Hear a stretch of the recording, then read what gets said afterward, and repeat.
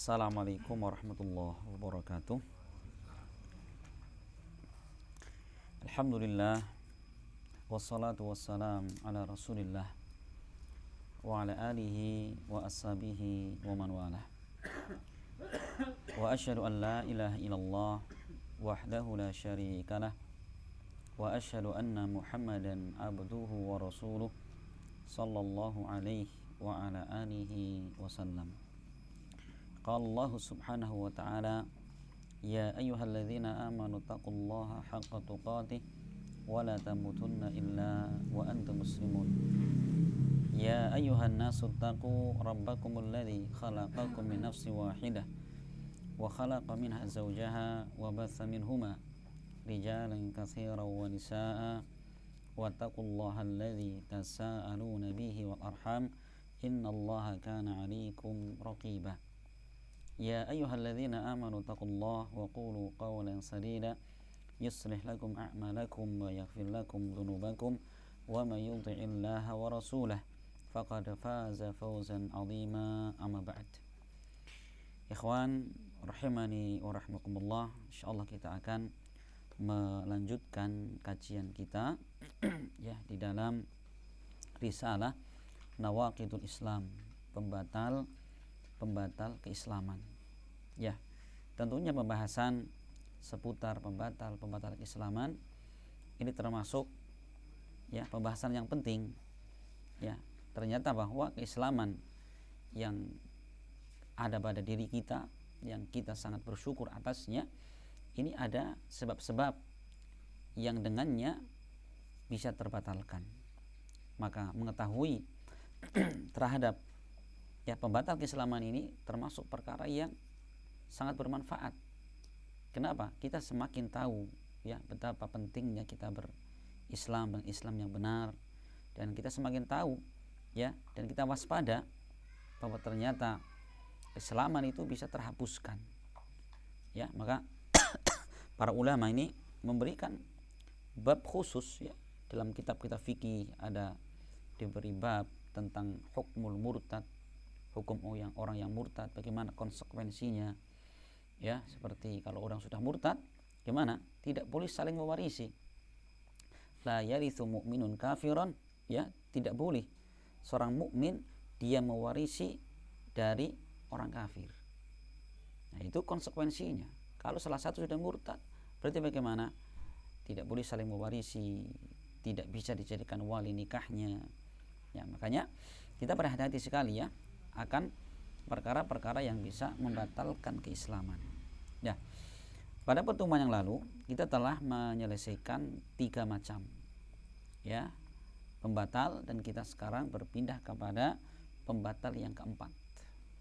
Penulis mengatakan ar-rabi'u, yang keempat, ya, mani taqada anna ghaira hadyin nabi sallallahu alaihi wasallam akmal min hadihi aw anna hukma ghairihi ahsanu min hukmihi kalladhi yufaddilu hukma at-tawaghit ala hukmihi fahuwa kafirun. Kata Syekh, barang siapa yang dia berkeyakinan bahwa petunjuk selain Nabi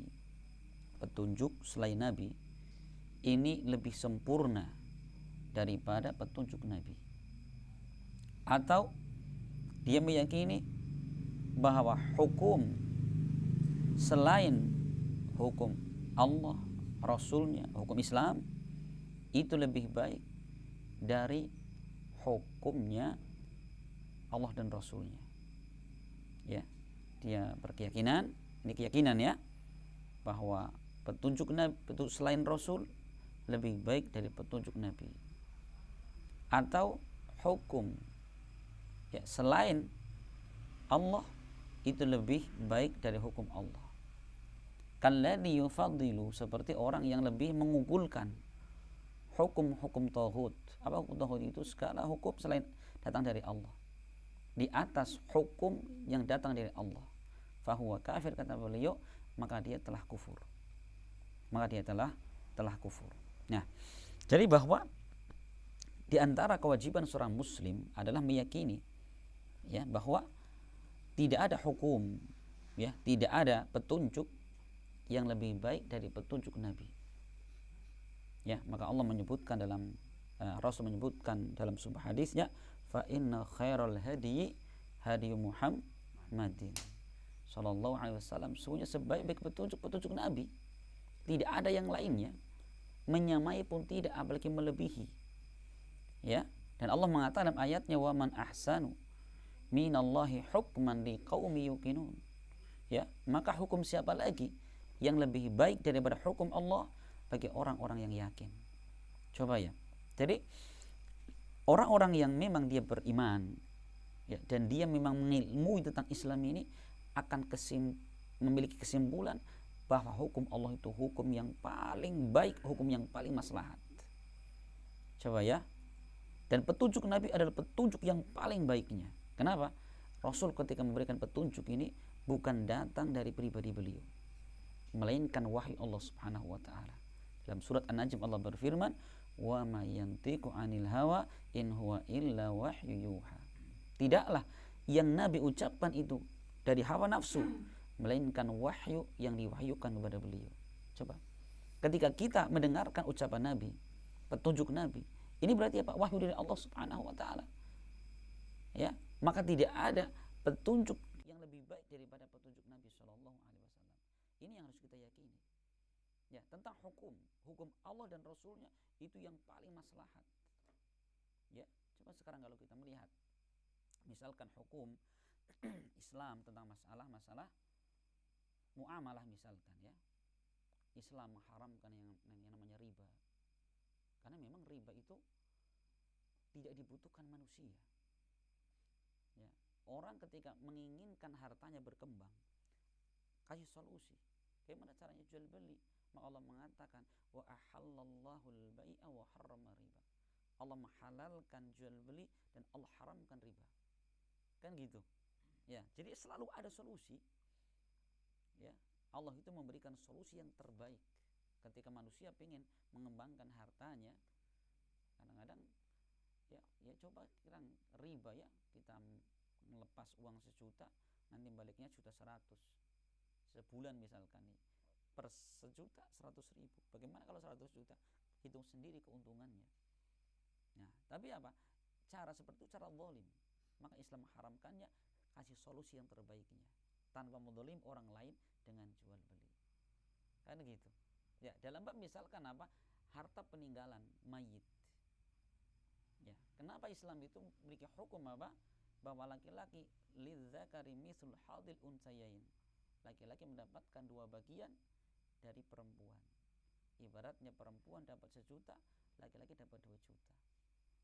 Kenapa? Karena memang dalam Islam yang namanya lelaki ini, dia adalah yang menanggung nafkah istri dan anak-anaknya. Tapi kalau anak perempuan, dia ditanggung suaminya. Berarti tanggung jawab suami lebih berat. Maka pantas kemudian Islam memberikan apa? Ketentuan laki-laki lebih banyak apa? Bagiannya dari harta waris. Kan gitu. Contoh sekarang kita berbicara tentang masalah hukum, ya, penegakan hukum misalkan. Dalam Islam Masya Allah, ya, yang namanya agama, harta, akal pikiran, kehormatan itu sangat dijaga. Ya, makanya siapa yang kemudian ya melanggar dari perkara tadi ini yang dikatakan sebagai 5 darurat agama, menjaga agama, yang kedua menjaga harta, maka siapa yang mengambil harta orang lain tanpa haknya dalam jumlah tertentu, bagaimana? Ada hukumannya. Orang mencuri, ya, dalam jumlah tertentu, bagaimana? Dalam Islam dipotong tangannya. Makanya orang ketika mau mencuri harta orang lain, mencuri motor, apalagi mobil, mau nyuri mikirnya 1000 kali. Kenapa? Nanti ketahuan dipotong tangannya, ya, anaknya ngantar sekolah, dadanya kayak gini nanti, ya. Tuh, sepanjang hidup dia ketahuan dia pernah mencuri, maka efek jerahnya luar biasa. Ya, coba dalam Islam orang yang membunuh jiwa tanpa hak, apa hukumannya? Kembali dibunuh. Ya, walakum fil qisasi hayatu ya ulil albab, kata Allah. Dan dalam penerapan hukum qisas itu terdapat kehidupan. Itu apa masuk kehidupan itu?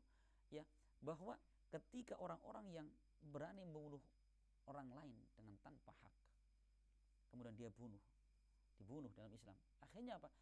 Satu orang ini sudah dimatikan, akhirnya orang lain ini selamat, sehingga apa? Orang banyak hidup di situ, nggak ada orang mati dengan sebab kejahatan orang ini. Itu ya, masya Allah, ini luar biasa.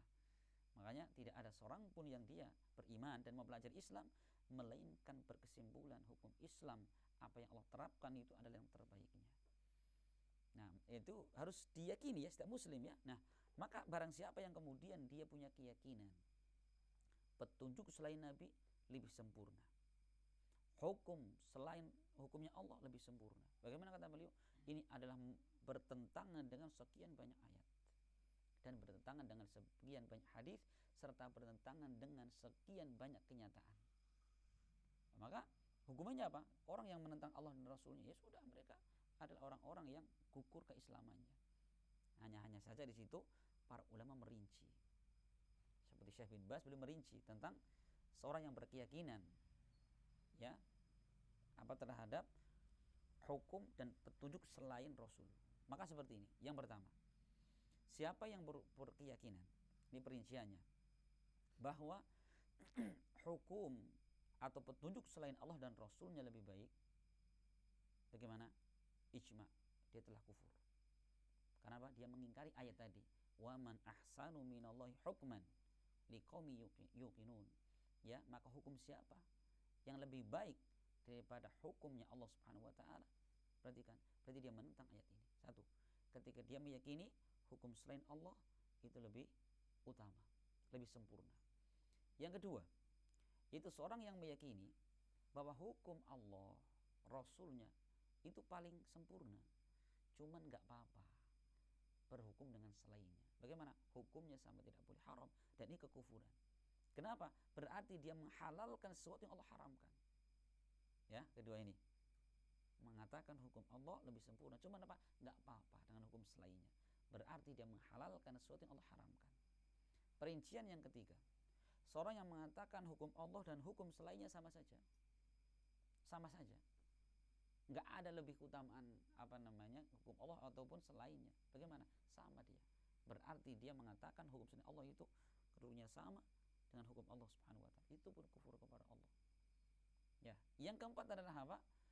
Seorang yang dia meyakini hukum Allah Subhanahu wa taala dan Rasulnya itu paling sempurna, tidak ada yang menandinginya. Cuman dia masih memakai hukum selain Allah karena urusan nafsu, syahwat. Bagaimana kalau seperti itu? Maka ya dia seperti maka orang seperti ini tidak dihukumi kufur, tetapi dia berbuat dosa yang sangat besar. Kalau dia masih meyakini ya hukum Allah paling sempurna, petunjuk Nabi paling baik, cuman di dalam nafsunya ini mengalahkan dengan ilmu yang dia miliki. Bagaimana? Maka dia terjerumus di dalam dosa besar. Adapun tiga yang pertama ini semua menyebabkan kekufuran. Ya, maka sekali lagi bahwa hukum Allah Subhanahu wa taala, petunjuk Nabi itu petunjuk yang paling sempurna. Kenapa? Yang bikin itu Allah Subhanahu wa taala. Ya, adapun kalau manusia, mereka mungkin memikirkan kemaslahatan umat, itu dengan apa? Dengan keterbatasan akal yang mereka miliki. Maka banyak kekurangan di situ. Adapun Allah, ya, zat yang maha tahu segalanya, mana yang terbaik untuk umat, mana yang bahaya. Tuh, makanya kewajiban seorang muslim ya disebutkan dalam Al-Qur'an, innama kana qaulal mu'minin idza du'u ila Allahi wa rasulih liyahkuma bainahum ayyaqulu sami'na wa ata'na. Hanyalah ucapan orang beriman ketika dikatakan ayo kita berhukum kepada Allah dan Rasulnya. Apa ucapan mereka? Sami'na wa ata'na, kami dengar dan kami taat. Itu ucapan siapa? Orang beriman. Ya, bukan malah apa? Mereka mengatakan ya hukum Allah baik tapi selainnya juga baik. Nah itu. Ini jelas-jelas menentang ayat yang kita baca dari tadi. Nah, maka hati-hati Bapak sekalian terhadap ya keyakinan-keyakinan yang sudah mulai nyebar di tengah-tengah umat manusia. Ya. Nah, ini termasuk perkara yang sudah menyebar, maka kita berhati-hati. Nah, ini ya. Ini tentang pembatal yang nomor 4. Itu seorang yang meyakini bahwa petunjuk selain Nabi lebih sempurna, atau dia mengatakan sama saja atau dia mengatakan hukum Allah Rasulnya lebih sempurna, cuman nggak apa-apa dengan hukum selainnya. Ya, ini pun termasuk dia membolehkan sesuatu yang Allah haramkan. Nah, itu yang keempat. Yang kelima kata beliau, di antara pembatal Islam yang berikutnya, man abghadha syai'an mimma ja'a bihi Rasul walau amila bihi kafar. Ya, barang siapa yang dia membenci syai'an sedikit pun, perhatikan ya, satu bab pun, mimma ja'a bihi Rasul, yang Rasul datang dengannya. Jadi membenci syariat. Walau amila bih, walaupun dia mengamalkan, kafar, dia telah kufur. Perhatikan, lagi-lagi ini adalah amalan hati, dia membenci. Dan terkadang kemudian dibuktikan dengan anggota badan. Membenci. Salah satu yang Rasul bawa, baik dia membenci Al-Quran, atau membenci Allah, atau membenci Rasul, atau membenci Islam, atau membenci seluruh kaum muslimin. Perhatikan ya, ini pokoknya dia setiap lihat muslim benci. Hati-hati nih, seakan-akan melihat muslim itu musuh. Walaupun dia mengamalkan, dia mengaku Islam, KTP-nya Islam, bagaimana? Dia telah gugur keislamannya. Gitu ya. Gak akan mungkin terjadi pada diri seorang mukmin seperti itu. Ya, benci kepada muslim secara umum. Tapi kalau misalkan dia benci kepada satu dua person muslim yang mungkin akhlaknya gak baik, muamalahnya gak terkontrol, dia benci, wajar. Tapi kalau dia membenci seluruh kaum muslimin, berarti apa? Mereka bukan membenci personnya, tapi membencikan label mereka muslim. Sama. Nah, mana dalilnya? Dalilnya adalah ya, terdapat di dalam surat, ya, dalam Al-Quran terdapat dalam surat Muhammad ayat 9, atau sebelumnya ayat ke-8. Allah berfirman, walladzina kafaru fata'sallahum wa adalla a'malahum. Dan orang-orang yang kafir, maka mereka celaka, kecelakaan bagi mereka, wa adalla a'malahum, dan hilang, tersesat amal-amal mereka. Apa sebab kekafiran mereka? Allah sebutkan ayat berikutnya, dzalika bi annahum karihu ma anzalallah fa ahbata a'malahum. Hal itu dikarenakan mereka karihu, membenci, ma anzalallah. Perhatikan, membenci, ma mausulah di situ. Faedahnya umum, semua yang Allah turunkan. Ya, membenci syariat, ya Allah turunkan syariat, Al-Quran. Ya, fa ahbata a'malahum, maka akan batal, akan terhapus amal-amal mereka. Coba kata Allah, disebabkan apa? Mereka membenci apa yang Allah turunkan. Maka kewajiban seorang muslim itu adalah apa? Cinta. Ya, maka seorang yang misalkan lihat bendera bertuliskan atau kertas bertuliskan la ilaha illallah Muhammadur Rasulullah, dia benci, ya, benci sampai dibakar dan sebagainya. Kalau itu berawal dari kebencian, masuk di situ. Ya, masuk di situ. Makanya bagaimana seorang muslim itu kita diperintahkan untuk apa? Untuk memuliakan kalam Allah Subhanahu wa taala. Jangan sampai kemudian ada Al-Qur'an geletak di lantai, kita langkai, kita injak, naudzubillah. Ya, itu termasuk apa? Kalau ternyata dalam hati ada unsur kebencian, kena di situ. Ya. Makanya hati-hati ya, kalau kita misalkan ada Al-Qur'an ini tercecer satu lembar misalkan, kita muliakan itu. Ya, jangan sampai kemudian kita ngelangkai atau kita menginjaknya. Ya, karena itu sebagai apa? Syiar Islam. Kemuliaan Islam di situ. Nah, apalagi kalau ada di dalam hati kebencian. Ya, apalagi dalam hati ada kebencian. Ya, benci kepada Islam itu sendiri. Ya, gitu ya. Makanya hati-hati ini ya. Kadang-kadang urusan politik jadi apa? Menjadikan orang ini dengan Islam kabiah uyah sudah. Pukul rata. Yang penting nama label Islam kidrun, kardun, semacam. Hati-hati ya. Nah, ini. Makanya orang-orang seperti itu ya, itu sangat bahaya keadaan keimanan mereka. Karena kewajiban seorang muslim adalah apa? Kita mencintai. Bahkan di antara syarat sahnya seorang mengucapkan la ilaha illallah, kan ada 8. Ya, yang pertama ilmun yaqinun wa ikhlasun wa sidqu kama mahabbatin wal inqiyati wal qabulilah. Ini syarat la ilaha illallah. Apa yang pertama? Ilmu, yakin, ikhlas. Yang kedua apa? Dia cinta kepada kalimat itu. Kalau cinta berarti apa? Tidak boleh benci. Maka siapa yang benci dengan kalimat la ilaha illallah, bahaya itu. atau benci dengan azannya. Perhatikan ya, benci dengan azannya, berisik katanya. Ya kecuali kalau memang misalkan azan bukan pada waktunya, jam 12 malam enak tidur, azan pakai mic lah, itu mungkin. Ya makanya harusnya siapa muslim itu dia pandai-pandai lah ya ketika melakukan syiar Islam itu yang memang betul-betul disyariatkan. Seperti yang namanya kita mengumandangkan azan, ya jelas itu adalah ngapa? Ada telinga yang terganggu kan gitu ya. Tapi bagaimana itu adalah memang harus dikeraskan itu. Nah, maka dalam perkara-perkara yang tidak disyariatkan, nyanyi ya jangan di mic kan gitu. Ganggu orang, ada yang lagi zikir, apalagi seperti malam terakhir lagi bermunajat kepada Allah di masjid kemudian ramai, ganggu. Ya, selain itu ganggu orang, kemudian apa? Itu bukan tempatnya di masjid. Nah, bagaimana kalau orang benci seperti itu? Itu bukan benci dengan syariat ya, tapi apa? Dia benci kepada sesuatu yang menyelisih syariat, itu boleh. Itu bedanya di situ. Ya. Jadi benci seperti itu ya, menggunakan mikrofon bukan pada tempatnya, itu adalah perkara yang wajar. Apalagi yang dikumandangkan adalah bukan perkara-perkara yang disyariatkan. Nah, ini perhatikan ya. Jadi kewajiban seorang muslim adalah mencintai syariat. Ya, yang Allah turunkan, mencintai Al-Qur'an, mencintai para nabi, para rasul, termasuk para malaikat, dan juga apa?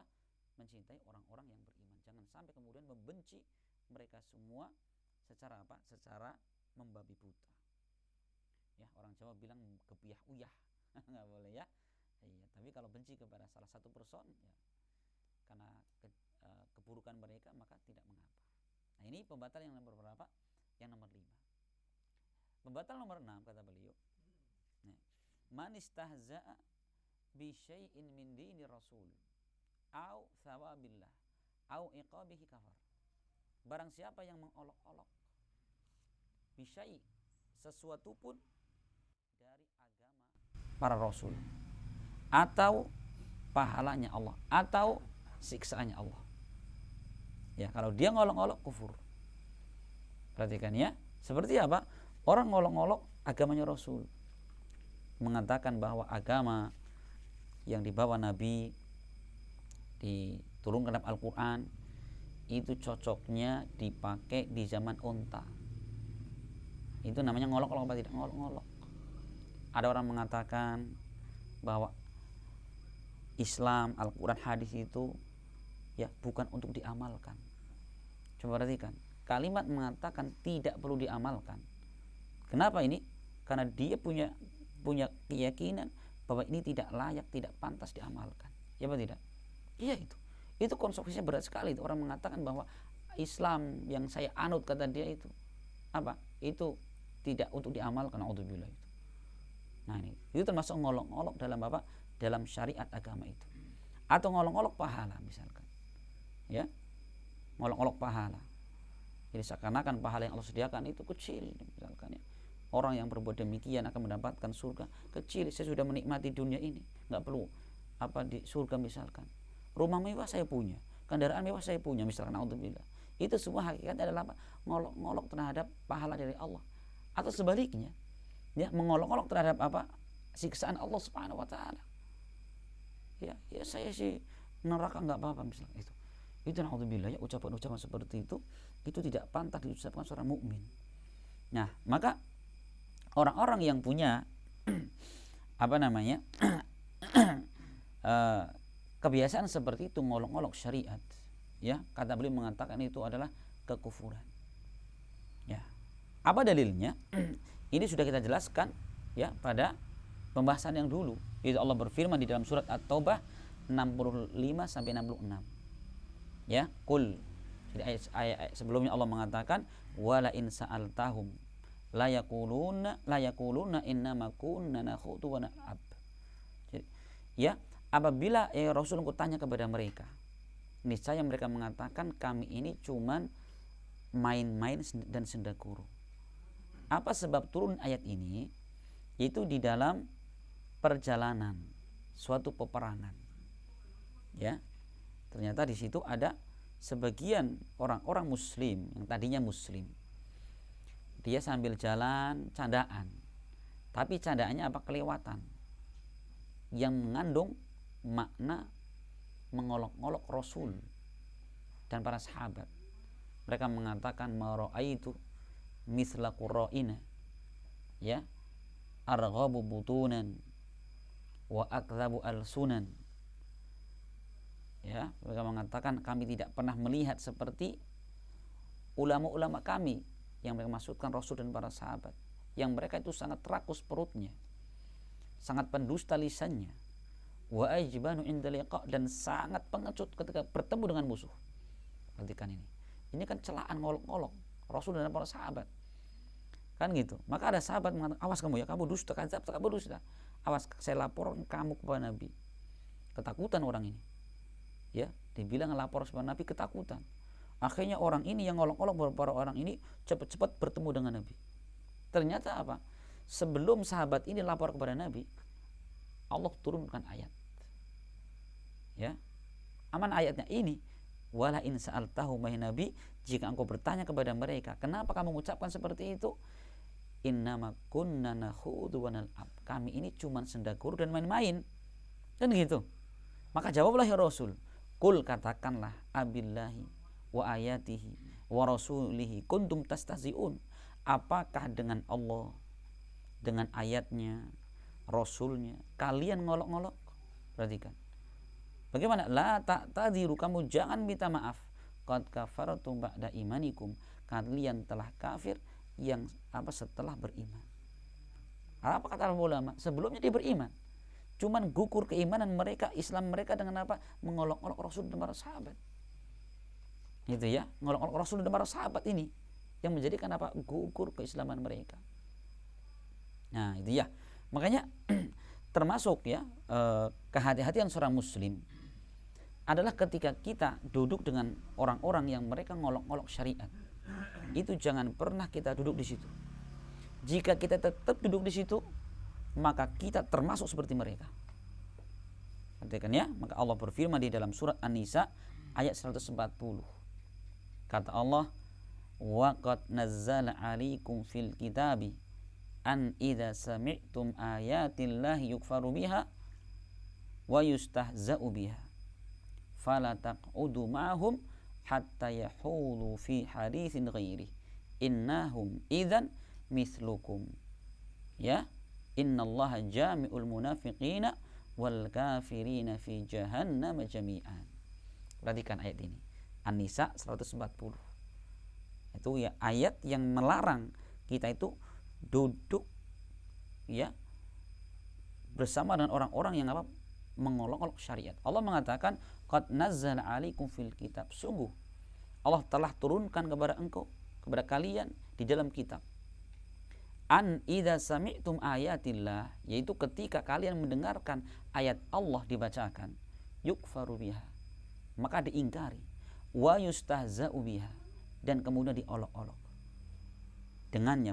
Apa kata Allah? Fala taq'udu ma'hum, maka jangan pernah kalian duduk bersama mereka. Perhatikan kata Allah, jangan pernah kalian ikut duduk bersama mereka. Hatta yakhudu fi haditsin ghairi, sampai mereka ngomong berbicara tema yang lain. Perhatikan. Ya. Karena apa kata Allah?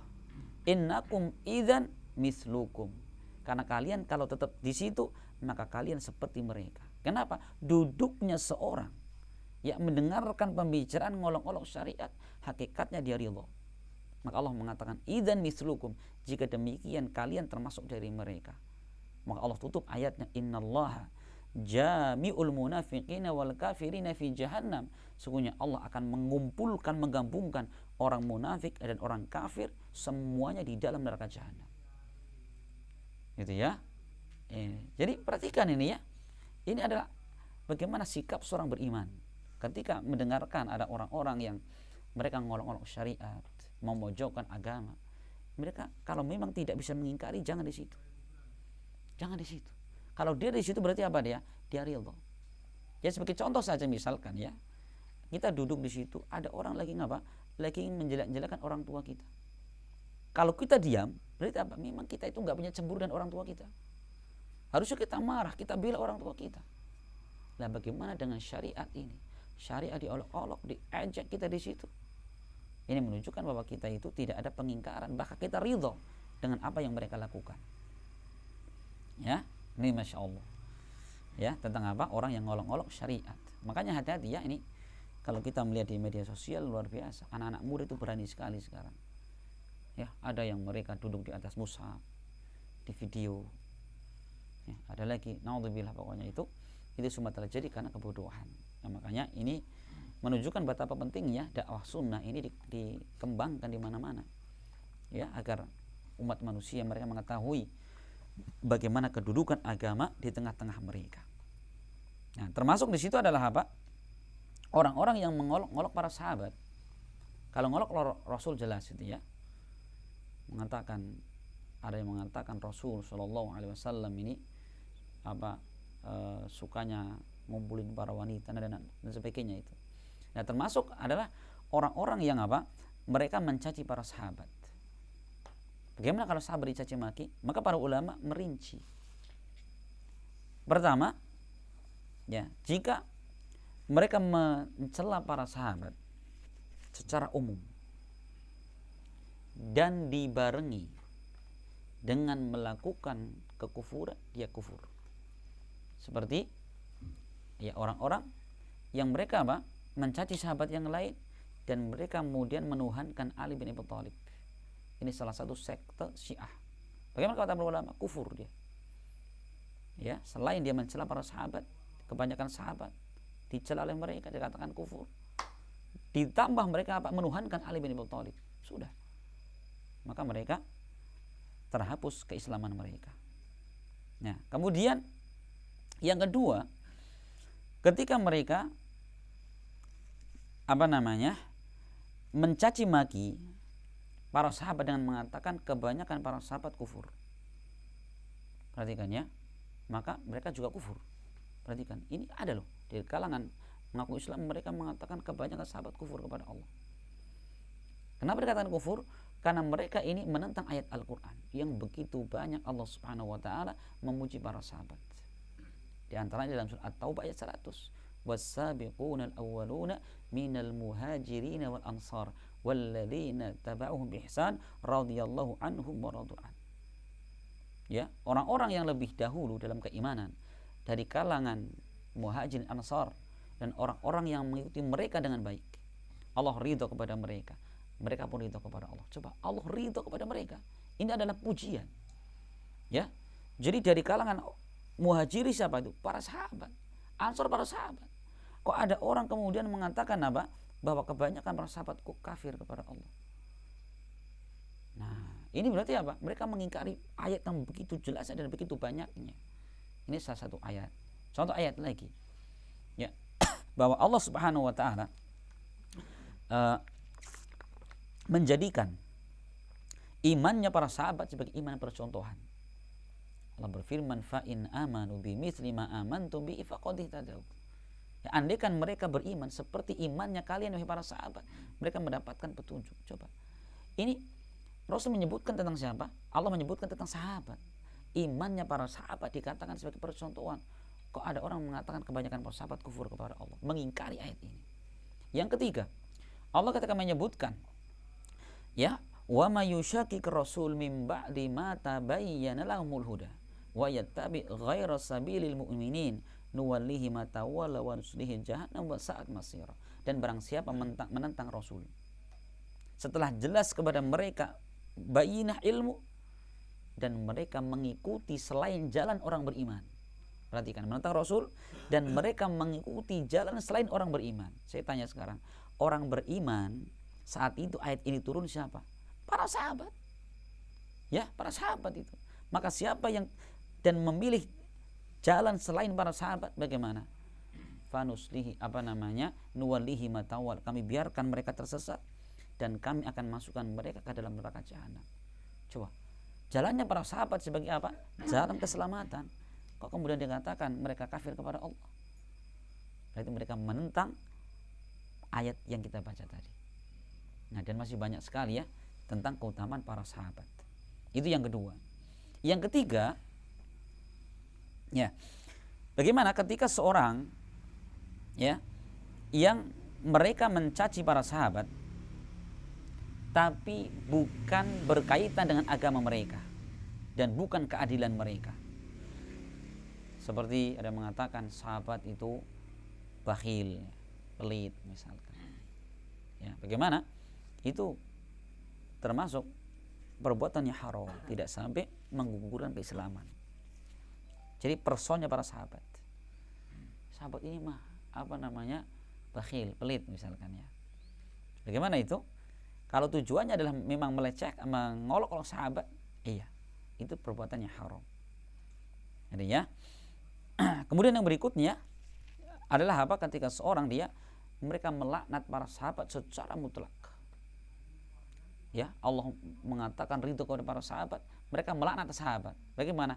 Menentang Allah Subhanahu wa taala, masuk dalam perkara yang menggugurkan keislaman mereka.